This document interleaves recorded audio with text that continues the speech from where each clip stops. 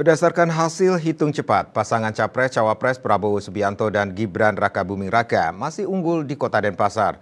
Kendati demikian, jajaran pengurus PDI Perjuangan optimis kondisi tersebut tidak berbanding lurus dengan raihan suara legislatif. Bahkan PDI Perjuangan optimis raihan suara legislatif akan mencapai target minimal, yaitu dua tambahan kursi di DPRD Kota Denpasar. Hal tersebut dikatakan Sekretaris DPC PDI Perjuangan Kota Denpasar IKD Agus Arya Wibawa, Kamis 15 Februari. Arya Wibawa mengatakan meskipun paslon Ganjar Pranowo dan Mahfud MD kalah di Denpasar, namun tak berbanding lurus dengan suara legislatif.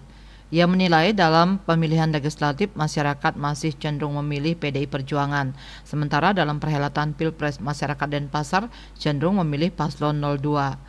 Terkait target raihan kursi di DPRD Denpasar, Arya Wibawa mengaku optimis jika PDI Perjuangan bisa mencapai batas minimal dari target yang diberikan DPD PDIP Bali, di mana target minimal dalam pileg ini ada tambahan 2 kursi dan target maksimal 5 kursi. Untuk diketahui saat ini PDIP meraih 22 kursi di DPRD Kota Denpasar, sementara terkait perolehan kursi pada pileg 2024 masih proses perhitungan. Ditanya soal pilkada serentak nanti, Arya Wibawa menilai perolehan suara di Pilpres akan berdampak pada pilkada serentak 2024. Menyikapi kondisi tersebut, PDI Perjuangan Kota Denpasar akan mengubah strategi dalam pilkada 2024 mendatang. Terlebih pilkada serentak yang berdekatan dengan Pilpres dan Pileg serentak merupakan barang baru bagi semua partai politik.